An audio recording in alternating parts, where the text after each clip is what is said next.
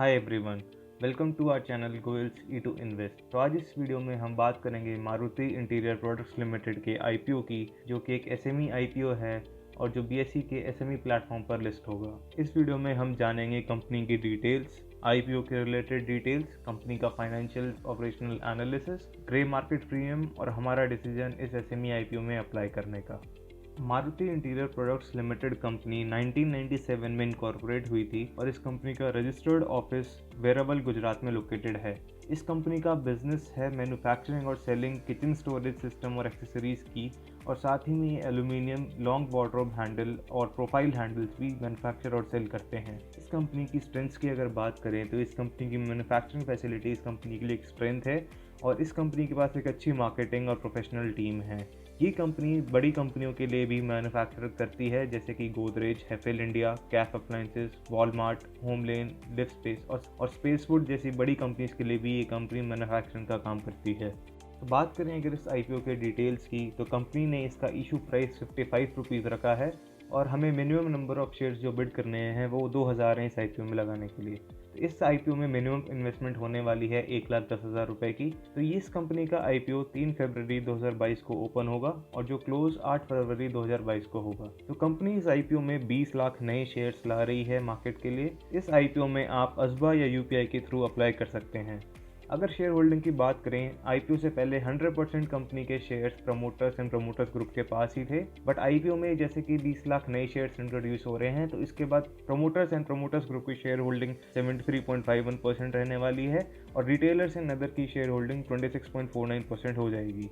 तो इस कंपनी के फाइनेंशियल्स एंड ऑपरेशंस एनालिसिस को समझने से पहले हम आपको बता दें कि हमारे चैनल पे challenge 20,000 bank Nifty option bank की बीटीएसटी की सीरीज़ चल रही है, जिसमें हम ऑप्शन बैंक की डिफरेंट स्ट्रैटेजीज डिस्कस करते हैं और जिनके थ्रू हम पिछले 3 वीक्स के अंदर 113% का एक अच्छा रिटर्न बना चुके हैं। हम इस सीरीज़ का लिंक डिस्क्रिप्शन में शेयर कर देंगे। तो बात करें कंपनी के फाइनेंसेस की, तो टोटल रेवेन्यू कंपनी के एक अच्छे मार्जिन के साथ इंक्रीज़ हो रहा है, जो FY18 में 1185 लाख था और FY20 में 1523 लाख था। तो अभी तक इस फाइनेंशियल ईयर के 2 क्वार्टर में इस कंपनी का टोटल रेवेन्यू 1147 लाख का हो चुका है। तो टोटल रेवेन्यू कंपनी का एक पॉजिटिव सिग्नल है और एक अच्छे मार्जिन के साथ कंपनी का रेवेन्यू इंक्रीज हो रहा है। कोविड के टाइम FY20 में इसका रेवेन्यू थोड़ा डिप हुआ था, जो अंडरस्टैंडेबल है कि कोविड के वजह से सभी पे इम्पैक्ट आया था। नेट प्रॉफिट की बात करें तो कंपनी का नेट प्रॉफिट भी लगभग डबल से ज़्यादा हो चुका है पिछले 4 सालों में, जो FY18 में 98.22 लाख था और वहीं Q2 FY21 में ये अभी तक 164.92 लाख हो चुका है। तो हमें एक्सपेक्टेशन है कि इस कंपनी का नेट प्रॉफिट इस साल लगभग 250 लाख के ऊपर होने वाला है। तो नेट प्रॉफिट भी कंपनी का एक हमें पॉजिटिव सिग्नल देता है। वहीं अगर बात करें कैश फ्लो फ्रॉम ऑपरेशंस की, तो ये कंपनी के लिए नेगेटिव पॉइंट है, जो 2019 FY में 258.36 लाख था और डिक्रीज होते होते ये Q2 FY21 में सिर्फ 65.38 लाख है। तो हम कह सकते हैं कि कंपनी का cash flow from operations decrease हो रहा है और ये कंपनी के लिए नेगेटिव पॉइंट है। अगर कंपनी के अर्निंग पर शेयर्स की बात करें तो इनमें कोई खास ग्रोथ हमें नज़र नहीं आ रही है और ये ग्रेजुअल पेस के साथ इंक्रीज हो रहे हैं। FY18 में कंपनी का अर्निंग पर शेयर 1.77 था, वहीं FY20 में इसका अर्निंग पर शेयर 2.78 है। तो Q2 FY21 में अभी तक इसका EPS कैलकुलेट किया है तो ये 2.97 आता है। रिजर्व एंड सरप्लस की बात करें तो कंपनी के रिजर्व एंड सरप्लस एक अच्छे मार्जिन के साथ इंक्रीज हो रहे हैं, जो FY18 में 614 लाख थे और वहीं FY20 में ये 997 लाख तक पहुँच गए हैं, तो जो कि इस कंपनी के लिए पॉजिटिव सिग्नल होता है। पी रेशियो इस कंपनी का हमने कैलकुलेट किया है, बट इसकी कोई सिग्निफिकेंस नहीं है क्योंकि इस कंपनी का कोई भी पेयर कंपैरिजन नहीं किया जा सकता। एज पर कंपनी जो इसने प्रॉस्पेक्टस में दिया है कि इस कंपनी का कोई भी लिस्टेड प्लेयर स्पेसिफिकली कंपैरेबल नहीं है। अगर टोटल बोरोइंग्स की बात करें तो हमारे फाइनेंशियल और ऑपरेशंस एनालिसिस में टोटल बोरोइंग्स ही इस कंपनी का सबसे बड़ा नेगेटिव है, क्योंकि हमने ऑब्जर्व किया है कि most of the financial years इस कंपनी का टोटल बोरोइंग्स इसके टोटल रेवेन्यू से भी ज़्यादा है। तो बात करें अगर FY20 की, कंपनी की टोटल प्रॉफिट 154.53 लाख था, वहीं बोरोइंग्स कंपनी की 196.15 लाख थी। वहीं अगर Q2 FY21 में बात करें तो इस कंपनी की बोरोइंग्स एक अच्छे मार्जिन के साथ इंक्रीज हुई है, जो कि एक नेगेटिव पॉइंट होता है।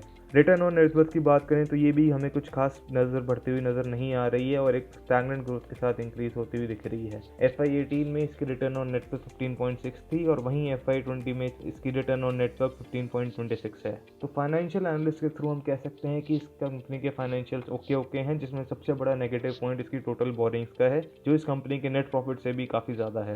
तो अगर लिटिगेशंस की बात करें तो इस कंपनी के अगेंस्ट 7,26,100 की लिटिगेशन पेंडिंग है, जो कि टैक्स रिलेटेड है।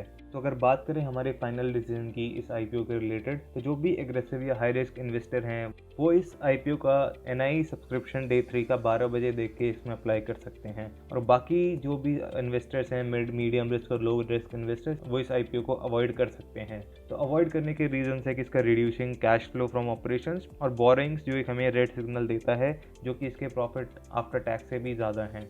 जो भी एसएमई आईपीओज होते हैं इनमें एक सबसे बड़ा रिस्क होता है लिक्विडिटी रिस्क। तो जब भी शेयर्स आपको अलॉट होंगे तो इनको सेल या बाय करने में आपको एक इशू आ सकता है, तो इस चीज़ का भी ध्यान रखिए एसएमई आईपीओ में अप्लाई करते हुए। तो ग्रे मार्केट फ्रेम की बात करें तो इस कंपनी में अभी ग्रे मार्केट में कोई भी काम होते हुए हमें नज़र नहीं आ रहा है। तो जैसे ही इस आईपीओ की डेट्स पास आएंगी शायद हमें इसके ग्रे मार्केट में कुछ काम होते हुए दिखे। आई होप आपको ये short and crisp IPO review अच्छा लगा होगा।